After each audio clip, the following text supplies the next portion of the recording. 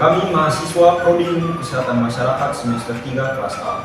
Pada kesempatan kali ini, kami akan menjelaskan video tentang konsep dasar perencanaan kesehatan. Tujuan kami membuat video kali ini adalah untuk memenuhi tugas mata kuliah perencanaan dan evaluasi kesehatan. Namun sebelumnya, kami akan memperkenalkan diri kami masing-masing. Perkenalkan, saya Septa Valen Nasalian Surah dengan NIM 2207010008. Saya berperan sebagai moderator dan juga pemateri.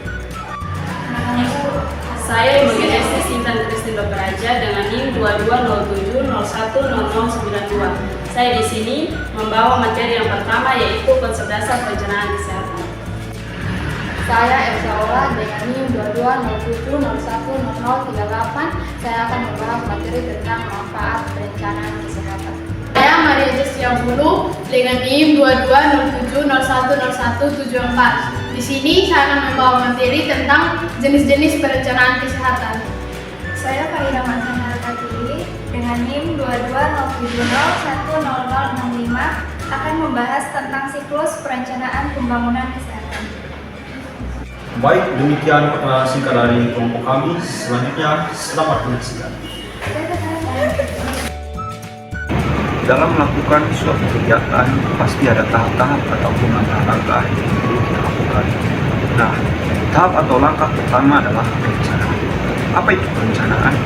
Perencanaan adalah suatu proses sistematik berupa pengambilan keputusan tentang pemenuhan sasaran, tujuan, strategi, kebijakan, bentuk program, dan penilaian keberhasilan dengan memperhitungkan perubahan yang akan terjadi untuk mencapai tujuan yang efektif dan juga efisien. Nah, perencanaan ini sangat penting. Kenapa perencanaan ini sangat penting? Karena melalui perencanaan kita dapat mengetahui tujuan yang ingin dicapai, serta jenis dan struktur organisasi yang kita butuhkan, dan juga jenis dan jumlah staf yang dibutuhkan serta uraian tugasnya. Serta melalui perencanaan kita dapat mengetahui sejauh mana efektivitas kepemimpinan dan pengarahan yang diperlukan. Serta dengan melalui perencanaan kita dapat mengetahui bentuk dan standar pengawasan yang akan dilakukan. Nah, teman-teman, tadi kan sudah dijelaskan tentang apa itu perencanaan secara umum. Selanjutnya, saya akan menjelaskan perencanaan menurut para ahli. Di sini ada perencanaan menurut Billy pada tahun 1996. Dalam bukunya dia memaparkan tentang perencanaan merupakan suatu kemampuan untuk memilih satu kemungkinan dari berbagai kemungkinan yang tersedia dan yang dipandang baik untuk mencapai tujuan. Nah, di sini dia menjelaskan tentang dari berbagai kemungkinan yang ada, kita akan memilih satu kemungkinan yang dirasa paling tepat untuk kita bisa mencapai tujuan yang kita inginkan. Menurut ahli yang kedua, yaitu Libreton pada tahun 1996, dalam bukunya dia memaparkan tentang perencanaan itu merupakan pekerjaan yang menyangkut penyusunan konsep serta kegiatan yang akan dilaksanakan untuk mencapai tujuan yang telah ditetapkan di masa depan yang lebih baik. Selanjutnya ada perencanaan menurut para ahli yang ketiga, yaitu perencanaan adalah proses untuk mengantisipasi peristiwa di masa yang datang dan menentukan strategi apa yang akan diambil untuk mencapai tujuan dari organisasi itu sendiri di masa depan. Nah, di sini dia juga menjelaskan tentang perencanaan itu adalah proses memobilisasi informasi dan sumber daya yang ada dari sifatnya yang naluriah, spontan, peramalan, subjektif menjadi sifat yang disengaja, sistematis, dan objektif. Nah, perencanaan ini menurut Stefanus pada tahun 2007. Nah, selanjutnya kita akan masuk pada perencanaan kesehatan. Apa sih itu perencanaan kesehatan? Nah, perencanaan kesehatan di sini adalah suatu proses untuk menentukan masalah-masalah kesehatan yang sedang berkembang di masyarakat. Setelah kita melihat masalah-masalah apa saja yang berkembang di masyarakat, kita harus menentukan apa yang menjadi kebutuhan pokok dari masyarakat dan kita melihat apakah sumber daya apa saja yang tersedia untuk bisa memenuhi kebutuhan tersebut. Setelah kita menentukan semuanya, kita harus membuat langkah-langkah untuk bisa mencapai tujuan. Nah, langkah-langkah yang akan diambil ini adalah langkah-langkah yang harus lebih praktis dan mudah untuk bisa mencapai tujuan yang telah ditetapkan. Selanjutnya, kita akan membahas tentang manfaat perencanaan kesehatan. Manfaat perencanaan kesehatan dibagi menjadi beberapa bagian, yaitu yang pertama, perencanaan kesehatan sangat penting karena di dalamnya membuat garis-garis tujuan, yaitu tujuan yang berjangka panjang maupun yang berjangka pendek, serta dapat digunakan untuk menggariskan apa saja yang dilakukan untuk mencapai suatu tujuan tertentu. Nah, apa sih tujuan jangka pendek dan jangka panjang? Tujuan jangka panjang diantaranya: 1. Peningkatan kualitas pelayanan kesehatan. Yang kedua, pencegahan penyakit dan promosi kesehatan.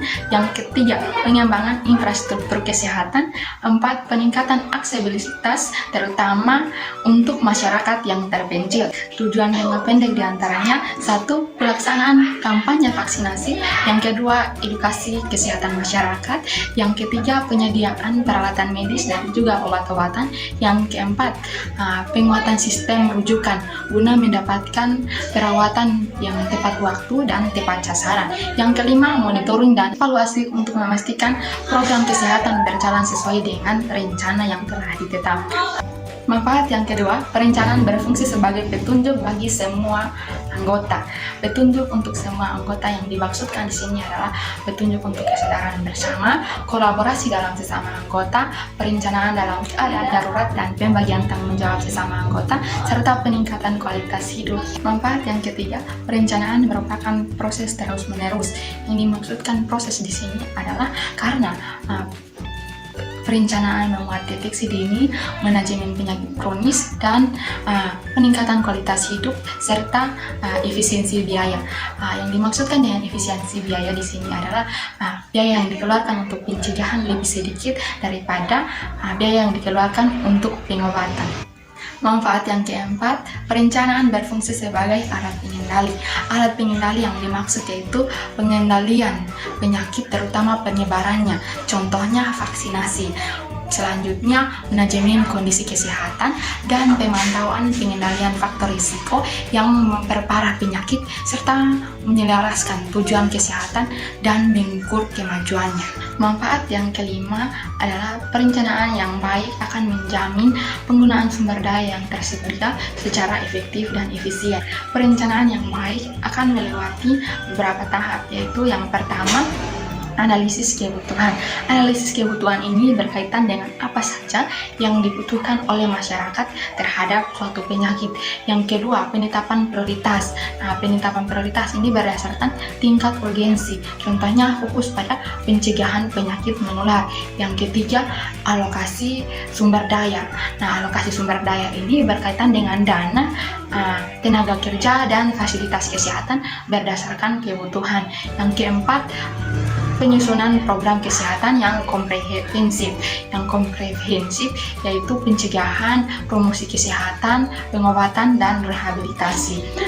Yang kelima, monitoring dan evaluasi. Monitoring dan evaluasi untuk mengukur efektivitas programnya dan memastikan penggunaan sumber daya yang optimal.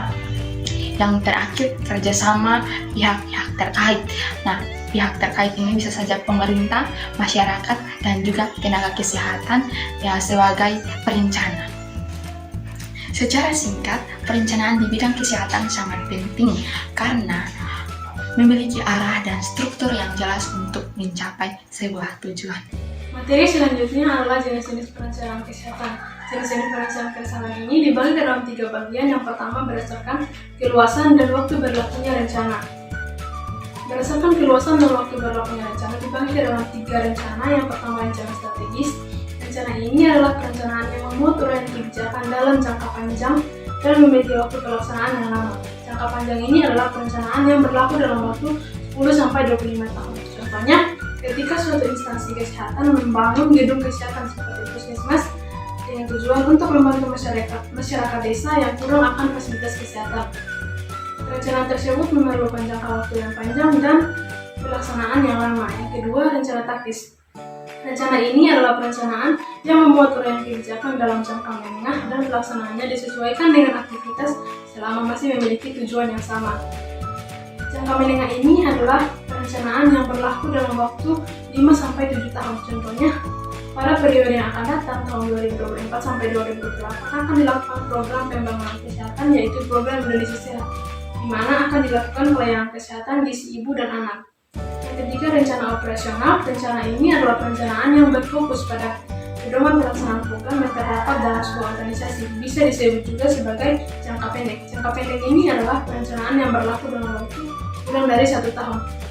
Contohnya, ketika sebuah organisasi melakukan penyuluhan tentang kesehatan di suatu desa, pelaksanaan tersebut dilakukan dengan mengikuti pedoman atau aturan yang ada dalam organisasi, sehingga penyuluhan yang dilakukan dapat berjalan dengan baik dan mendapatkan hasil yang baik juga. Jenis yang kedua yaitu berdasarkan kejelasan. Berdasarkan kejelasan ini dibagi ke dalam 2 rencana. Yang pertama, rencana spesifik. Rencana spesifik ini adalah rencana yang didefinisikan secara jelas dan tidak memberikan ruang untuk interpretasi.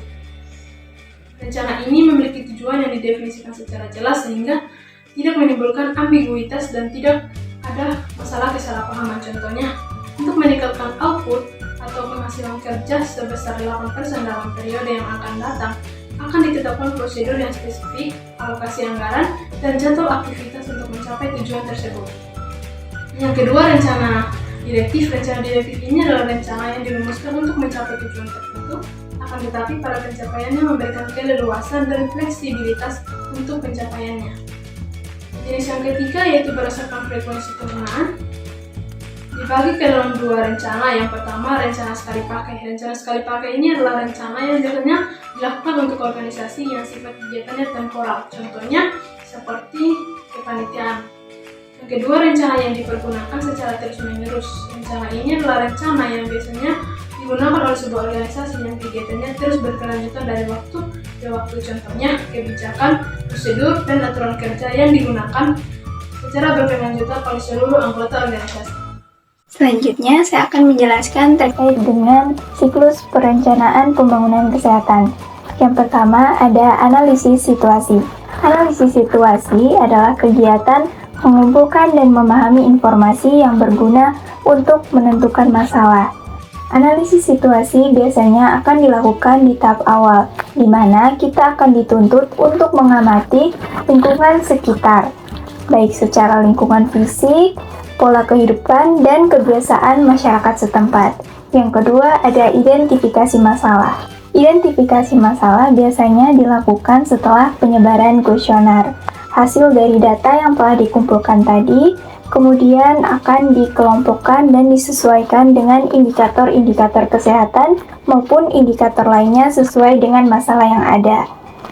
Dengan kata lain, identifikasi masalah adalah mengelompokkan masalah dari masalah-masalah yang ada. Selanjutnya, yang ketiga, ada rumusan masalah. Rumusan masalah bisa dilakukan dengan memberikan gambaran singkat terkait dengan masalah yang telah dipilih. Rumusan masalah bisa berupa narasi singkat atau dengan memaparkan data kasus atau data permasalahan yang ada. Yang keempat, ada penentuan prioritas masalah. Berdasarkan dari rumusan masalah yang telah dibuat tadi, selanjutnya kita akan melihat kira-kira mana yang harus diselesaikan terlebih dahulu, mana yang paling penting dan mendesak, dan biasanya penentuan prioritas masalah ini dilakukan secara musyawarah bersama masyarakat. Yang kelima, alternatif pemecahan masalah. Biasanya ini dilakukan dengan pengumpulan anggota, kemudian dari masing-masing anggota akan menyampaikan alternatif atau solusi-solusi yang akan dilakukan nanti. Kemudian akan dipilih berdasarkan kemampuan dan kemauan dari masyarakat setempat. Yang keenam, rencana kerja operasional. Rencana kerja operasional adalah kegiatan yang dilaksanakan dalam pelaksanaan alternatif yang telah ditentukan tadi. Rencana kerja operasional dapat berupa penentuan visi misi, tujuan umum maupun khusus, strategi pendekatan, dan kelompok sasaran. Yang terakhir, monitoring dan evaluasi. Selama pelaksanaan alternatif akan selalu ada pemantauan atau monitoring. Apabila ada kegiatan yang tidak sesuai dengan tujuan awal maupun tidak efisien, maka akan dilakukan evaluasi atau perbaikan. Baik, demikianlah video penjelasan dari kelompok kami. Kiranya video kami dapat bermanfaat dan menambah pengetahuan kita semua. Thank you for watching.